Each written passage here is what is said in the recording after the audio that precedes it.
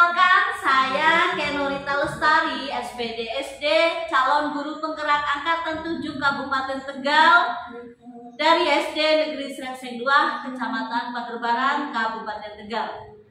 Kali ini saya akan memenuhi tugas dari modul 3.1 demonstrasi kontekstual, yaitu melakukan wawancara dengan 2 kepala sekolah tentang praktik pengambilan keputusan yang selama ini dijalankan.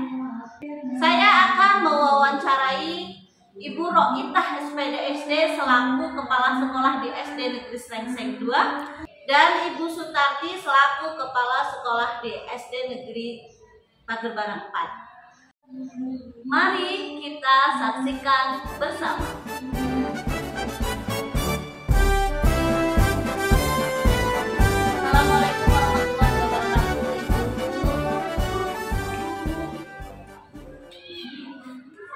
Mohon maaf saya mengganggu waktunya.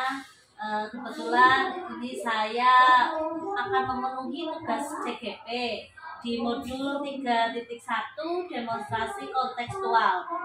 Saya akan bertanya tentang bagaimana Ibu menangani kasus-kasus yang selama ini dihadapi. Tentunya sebagai kepala sekolah banyak sekali ya Bu ya, kasus-kasus dari guru maupun dari siswa. Betul Ibu? Betul sekali. Baik itu kasus dari siswa maupun dari guru. Malah yang terbanyak itu biasanya kasus dari siswa. Kalau dari guru saya kira masih bisa, istilah masih ringan, kasus-kasusnya masih ringan untuk diatasi. Nah, dari sekian banyak kasus, bagaimana Ibu mengidentifikasi kasus-kasus yang merupakan dilema etika ataupun rujukan moral? Identifikasi ya, berarti kita harus tahu dulu apa yang nama dilema etika. Untuk itu saya di sini akan sekedar memberikan penjelasan dulu bahwa dilema etika adalah situasi yang terjadi ketika seseorang harus memilih antara 2 pilihan, di mana kedua pilihan secara moral benar tetapi bertentangan. Itu dilema etika. Sedangkan rujukan moral yaitu situasi yang terjadi ketika seseorang harus membuat keputusan antara benar dan salah. Itu tentang identifikasinya. Dilema etika dan rujukan moral itu ya. Berarti dilema etika itu permasalahan yang sama-sama benarnya tetapi bertentangan. Nah, apakah itu pernah terjadi Bu di sekolah Ibu sendiri? Pernah terjadi. Ada seorang guru yang ada di SD saya itu kebetulan mendapat tugas yang hubungannya tugas tersebut memang yang bertanggung jawab adalah kepala dinas, yaitu terpilih menjadi narasumber berbagi praktik baik dengan melalui Zoom yang harus dilaksanakan setiap 4 hari, setiap jam 7 sampai selesai jam 16 atau jam 4. Berarti kalau kita tilik tentang tugas guru tersebut, berarti semuanya benar. Jika guru tersebut melaksanakan KBM yaitu benar karena itu merupakan tupoksinya. Jika guru tersebut karena diberi tugas oleh kepala dinas untuk mengikuti atau menjadi narasumber berbagi praktek baik dengan melalui Zoom selama 4 hari, itu juga baik dan harus sama-sama dilaksanakan. Seperti itu. Berarti sama-sama benarnya ya, mengajar juga benar, kemudian menjadi narasumber berbagi praktik baik juga sama-sama benar, keduanya sama-sama lebih baik jangan ditinggalkan gitu. Iya, kalau bisa semuanya harus dijalankan karena itu juga merupakan tugas daripada seorang ASN, apalagi seorang guru kan mestinya tidak hanya mengajar, tapi kadang kan kita mendapat tugas yang lain oleh atasan kita ya. Nah, selama ini Ibu, bagaimana cara Ibu menjalankan pengambilan keputusan di sekolahnya Ibu, terutama untuk kasus-kasus tadi dilema etika yang sama-sama mempunyai kepentingan yang sama-sama benarnya dan mengandung nilai-nilai kebajikan. Nah itu mestinya kita harus melalui berbagai pertimbangan ya dalam mengambil keputusan. Kita tidak semena-mena istilah dokter kayak gitu Mbak, tapi kita harus dengan melalui berbagai macam pertimbangan, antara lain kita yang pertama itu mengenali dulu bahwa ada nilai-nilai yang saling bertentangan dalam situasi permasalahan guru yang tadi diberi tugas, antara tugas tupoksinya dengan mendapatkan tugas yang sifatnya insidentil. Itu harus kita kenali dulu. Kemudian kita menentukan siapa yang kira-kira nantinya akan terlibat dalam situasi itu. Kemudian kita juga harus paling tidak mengumpulkan fakta-fakta yang ada di sekitar kita. Seperti itu. Baru kita nanti akan istilahnya menguji, mana yang menguji akhirnya bisa mempertimbangkan keputusan apa yang harus kita ambil untuk menentukan mana yang lebih baik. Itu berarti cara Ibu dalam menjalankan keputusan ya.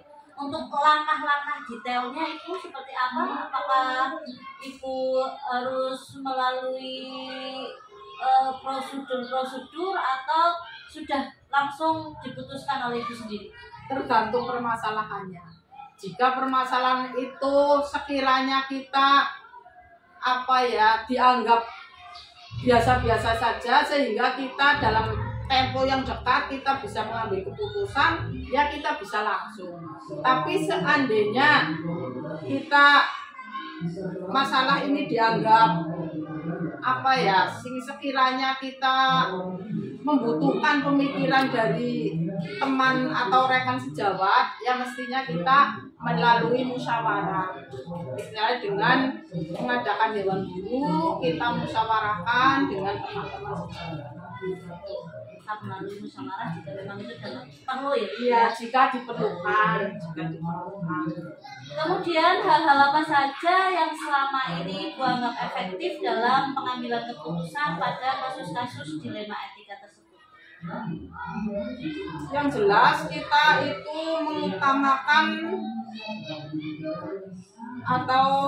mengutamakan prinsip berpikir berbasis hasil akhir. Itu prinsip saya. Hasil akhirnya bagaimana itu yang jika keputusannya seperti ini, nanti hasilnya akan bagaimana. Jika saya mengambil keputusan ini, nanti akan menghasilkan yang seperti apa. Itu sangat penting untuk berpikir berbasis hasil akhir. Kemudian apa sih tantangan Ibu dalam mengambil keputusan pada kasus-kasus dilema etika tersebut?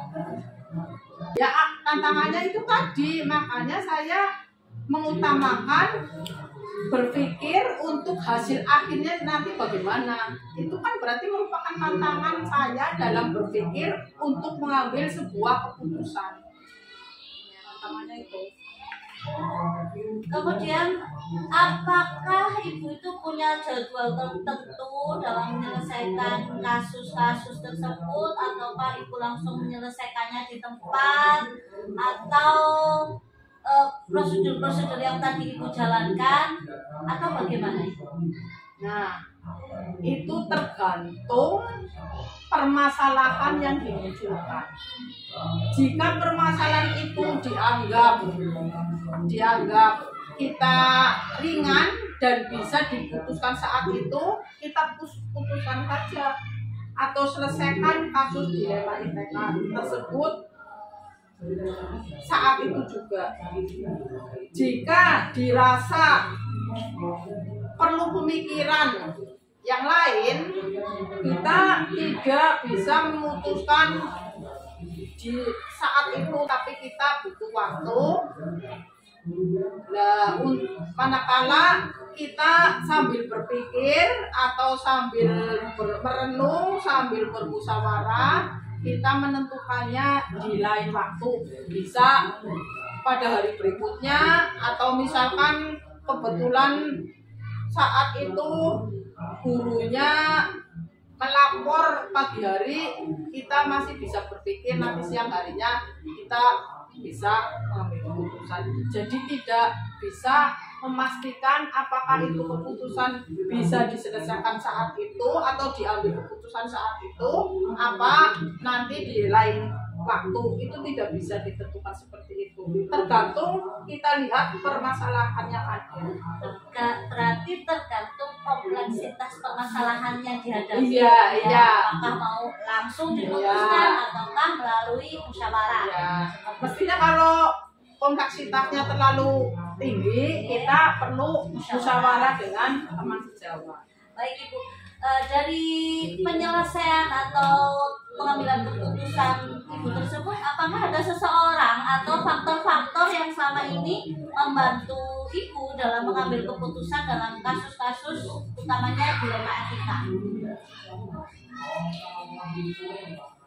Yang membantu mempermudah ya situasi dan kondisi juga. Kita lihat misalkan tadi ya, seperti permasalahan yang sudah dialami, bahwa ada seorang guru mendapatkan tugas dari atasan kita untuk menjadi narasumber berbagi praktek dengan melalui Zoom.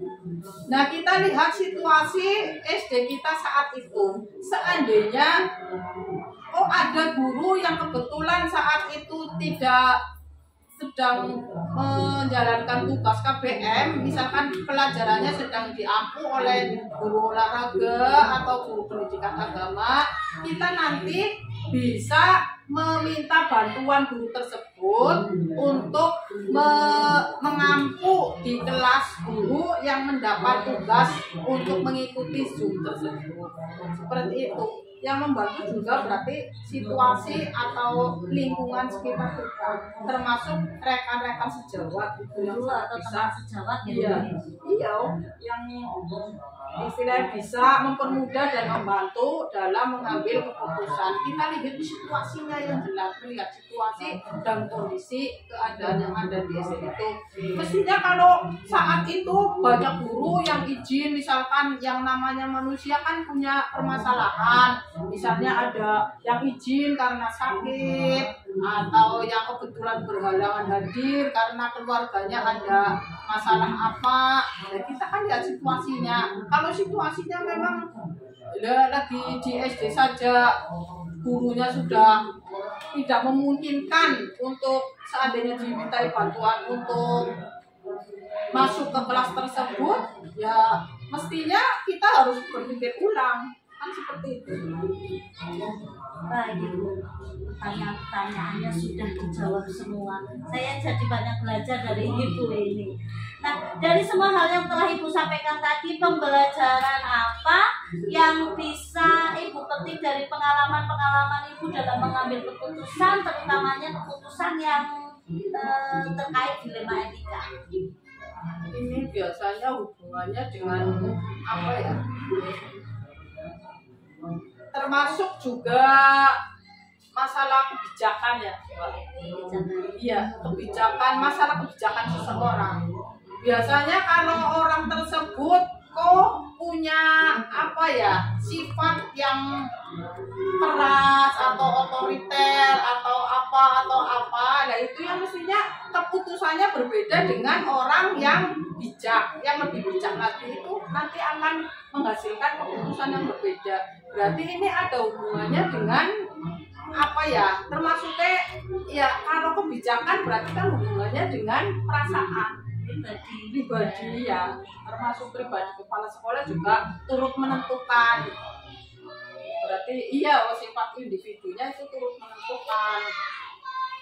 Seperti itu. Berarti tergantung kebijakan kepala sekolah tersebut gitu ya. Mudah-mudahan nanti jika saya diberi amanat menjadi kepala sekolah bisa melaksanakan apa yang seperti sudah Ibu laksanakan. Terima kasih sekali Ibu sudah meluangkan waktunya untuk saya.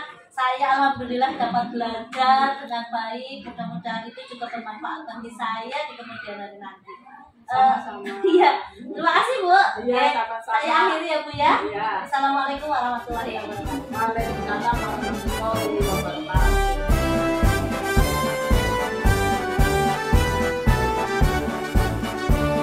Assalamualaikum warahmatullahi wabarakatuh Ibu.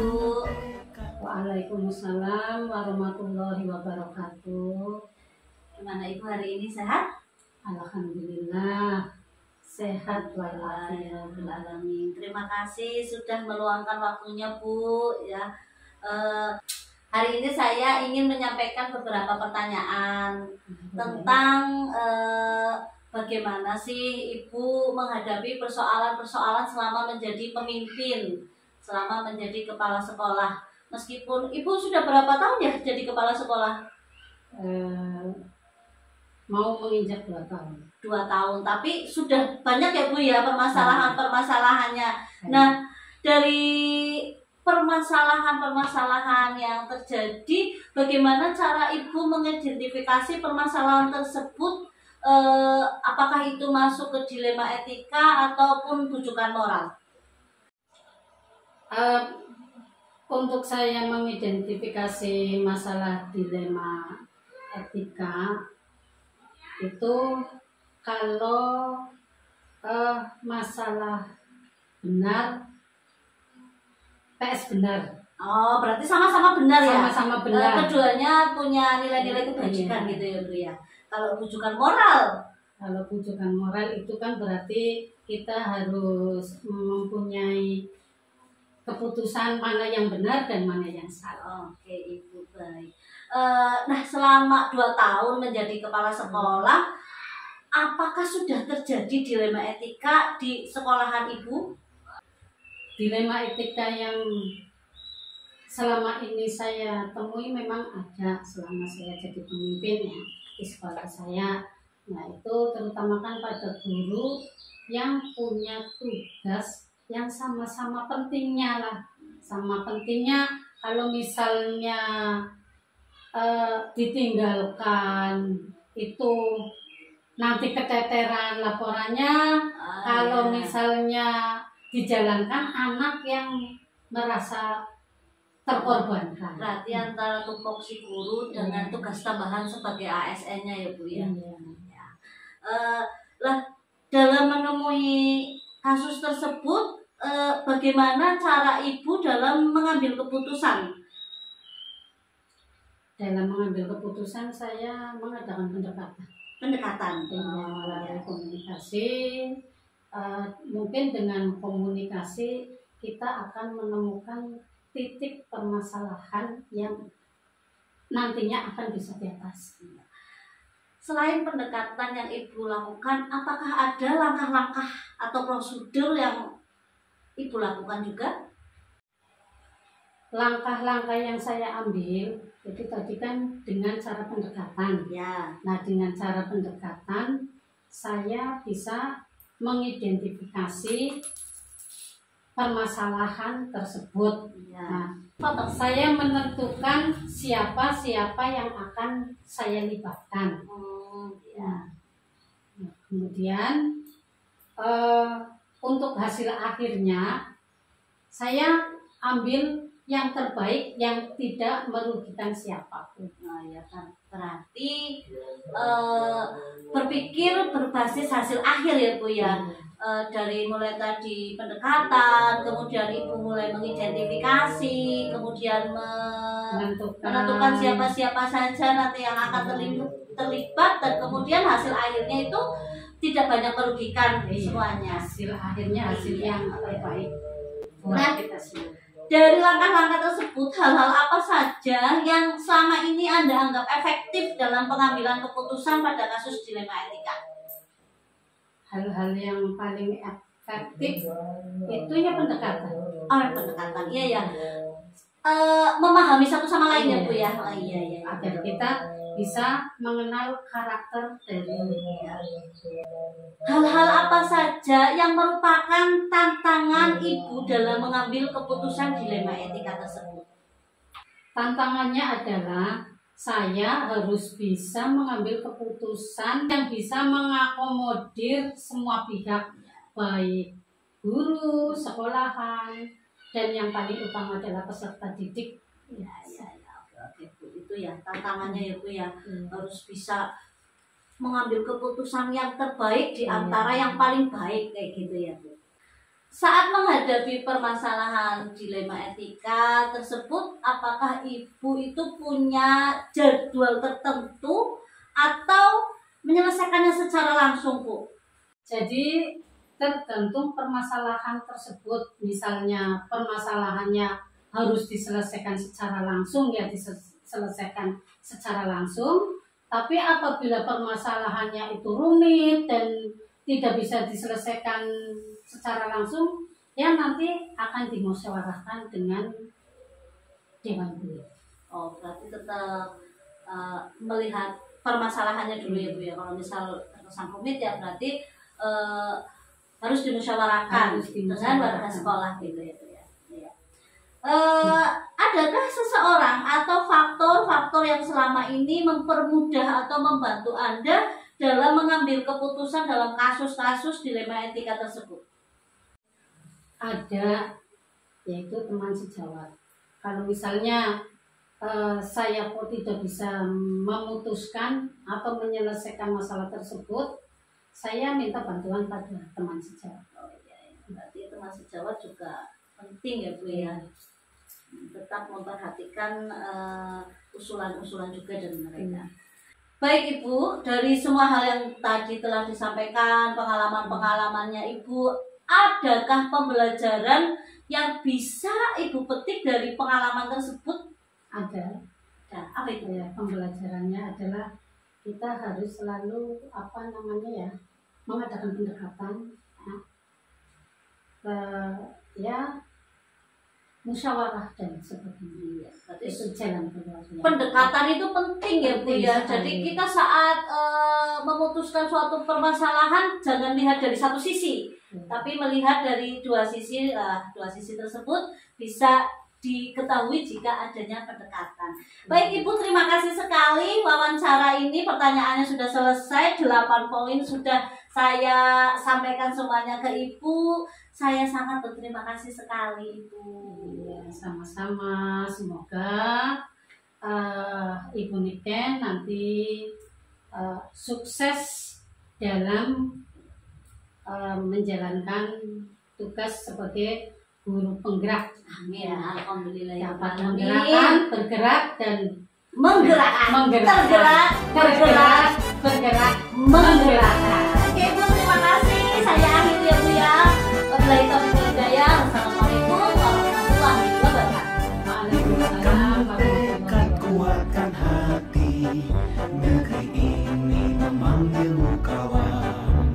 Belajar bergerak Baik. berbagi untuk Setelah kita saksikan bersama hasil dari wawancara kedua kepala sekolah tadi, hal menarik yang muncul adalah ketika menghadapi situasi dilema etika akan ada nilai-nilai kebajikan mendasar yang bertentangan, dan itu harus disikapi dengan baik. Tetapi sayangnya keputusan tersebut diambil tidak melalui pengujian benar atau salah, hanya berdasarkan demi kebaikan banyak orang saat itu saja. Persamaan yang ada dari kedua kepala sekolah tersebut adalah paradigma yang muncul adalah individu versus masyarakat, dan sama-sama melakukan prinsip resolusi berpikir berbasis hasil akhir. Jadi sama-sama berpikir hasilnya bagus atau baik untuk semuanya. Perbedaan yang muncul adalah mengidentifikasi permasalahan tersebut, kemudian menerapkan keputusannya sesuai dengan kebijakannya kepala sekolah tersebut. Dan kepala sekolah yang kedua dengan melalui pendekatan-pendekatan. Mereka bisa mengukur efektivitas pengambilan keputusan mereka melihat situasi dari kondisi permasalahan yang ada serta hasil akhir yang didapatkan. Nah, setelah ini, mulai sekarang saya akan menerapkan pengambilan keputusan dilema etika sesuai dengan 9 langkah yang sudah saya pelajari di pendidikan calon guru penggerak angkatan 7 serta pengalaman kepala sekolah yang sudah saya wawancarai tadi. Demikian kesimpulan dari saya. Mudah-mudahan apa yang sudah kita saksikan bersama bisa menjadi pelajaran kita